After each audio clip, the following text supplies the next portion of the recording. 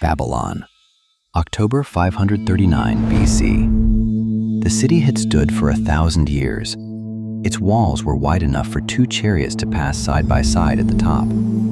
Its hanging gardens were one of the 7 wonders of the known world. And on this particular night, the torches along the Ishtar Gate cast orange light across the faces of a population that had just been conquered and was waiting to find out what that meant. The man who had conquered them did not burn the temples. He did not take slaves. He did not demand they abandon their gods. Instead, Cyrus the Great walked into Babylon and issued a declaration that had never been issued before in the history of conquest. He recorded it himself, pressed into a clay cylinder in his own words, in the language of the people he had just defeated. The Cyrus cylinder, now kept in the British Museum in London, reads that the peoples of Babylon were free to practice their faith, free to remain in their homes, free to be governed by their own customs. He freed the Jewish captives held in the city. The Hebrew Bible calls him the Lord's Anointed, a foreign king of a foreign empire, written into a people's holiest text as a deliverer. Here's the paradox that opens this entire story. Cyrus built the largest empire the world had ever known. 23 nations, dozens of languages, stretching from Egypt to the edges of India. And the way he held it together was not by force. It was by letting people remain who they already were. That idea, that a civilization could expand without destroying what it touched, would be tested, broken, and rebuilt across the next 2,500 years. What survived that process is what we now call Iran. What you're seeing is Persepolis at its peak, around 500 BC under Darius the Great. The Gate of All Nations stood at the entrance.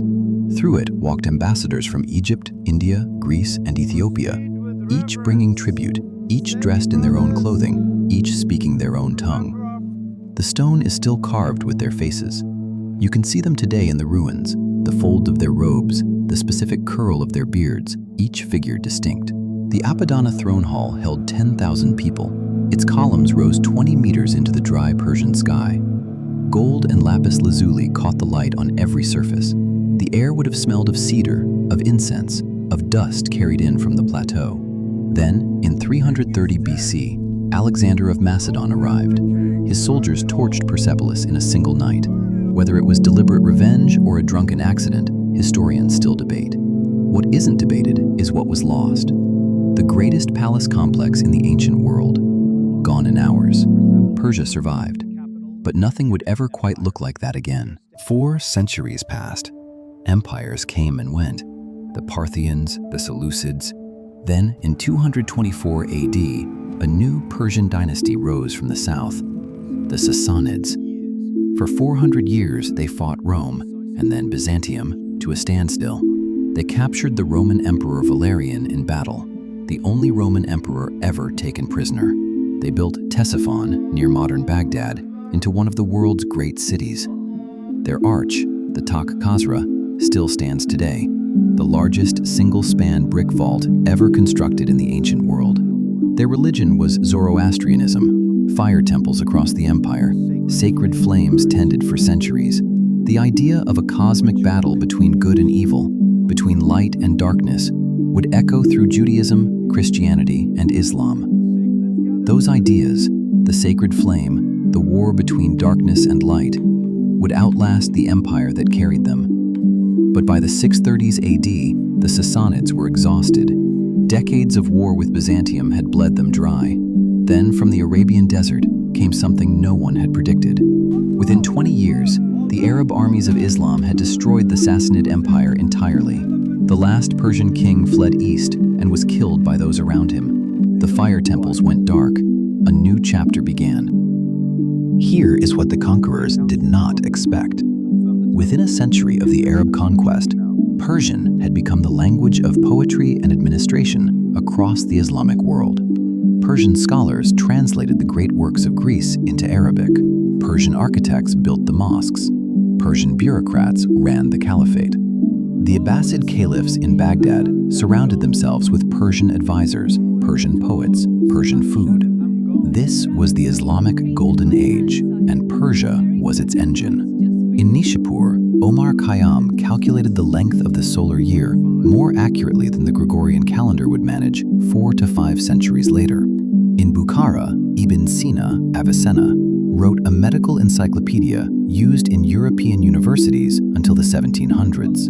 The House of Wisdom in Baghdad preserved an advanced knowledge that Europe had forgotten existed. Then, in 1219, the Mongols arrived. Genghis Khan's armies didn't just defeat Persia, they erased it. Nishapur, which some historians estimate held several 100,000 people, was reduced to rubble and skulls. Merv, one of the world's largest cities at the time, was destroyed in days. Ancient irrigation systems, built over thousands of years, were smashed. The land itself was broken. The rivers ran dark for weeks. Within a century of the Mongol destruction, the rulers of Persia were speaking Persian, building Persian-style palaces, and commissioning Persian poetry. The conquerors had become Persian again. In 1501, a teenage warlord named Ismail rode into the city of Tabriz and declared himself Shah of Iran. He was 14 years old. His followers believed he was divine. The Safavid dynasty he founded would reshape Iran permanently. Ismail made Shia Islam the state religion, a decision that drew the line between Iran and its Sunni Ottoman neighbors that still defines the region today.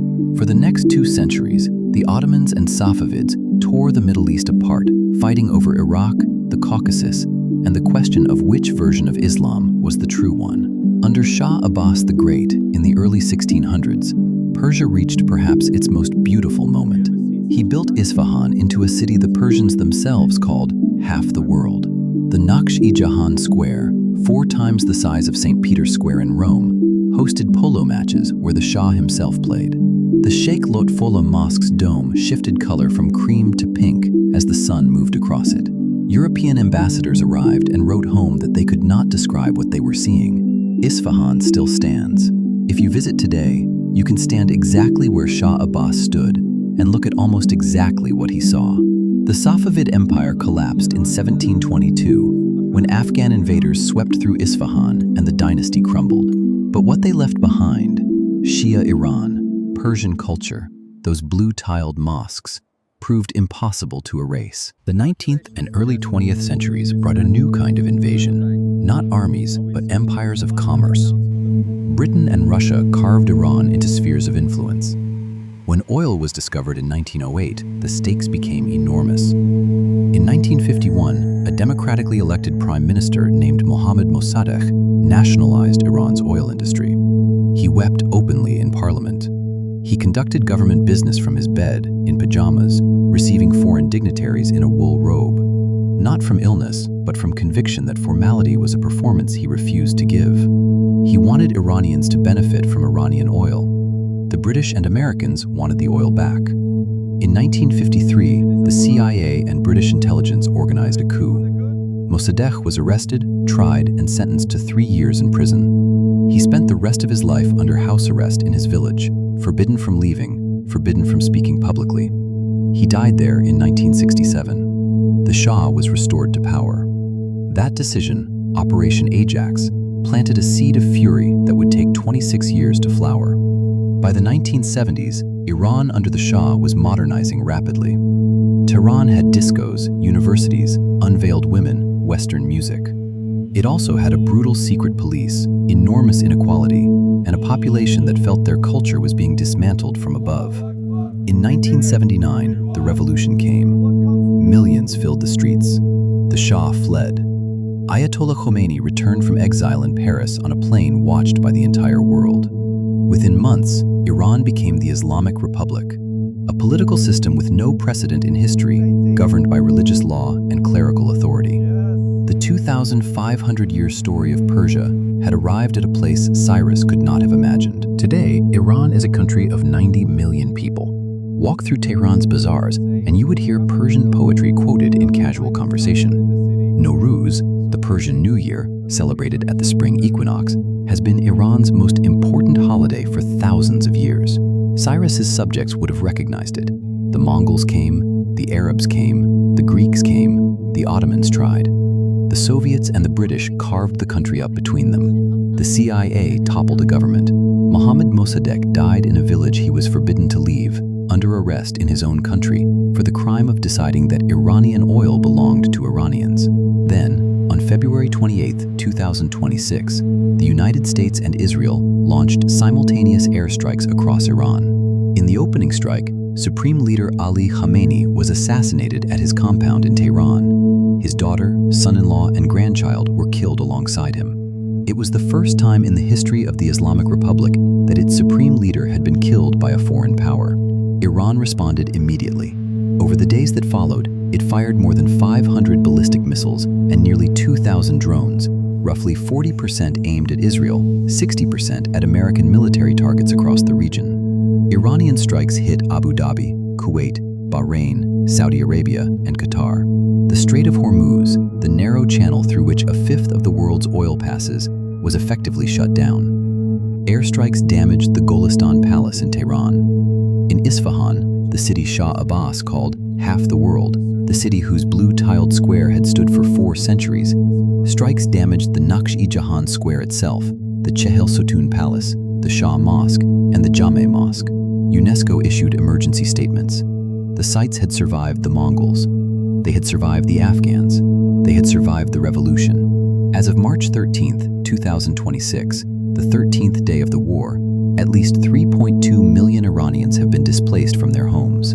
At least 1,348 civilians have been confirmed killed, with over 17,000 injured. Khamenei's son, Mujtaba Khamenei, has been named the new supreme leader. His first public statement vowed to keep the Strait of Hormuz closed and to continue striking American bases until they are evacuated. Oil prices have climbed back above $100 a barrel. The IEA has authorized an emergency release of 400 million barrels from global reserves, the largest in its history, and prices have not come down. A language, a poetry, a sense of civilization so deep it absorbed every conqueror and remained, stubbornly, itself. The Cyrus cylinder is still in London. It has been there since British archaeologists removed it from Babylon in 1879. Iran has asked for it back. It is a clay tablet pressed with the words of a Persian king, in the language of a people he had just conquered, declaring that they were free. The mosques of Isfahan are burning. The cylinder has not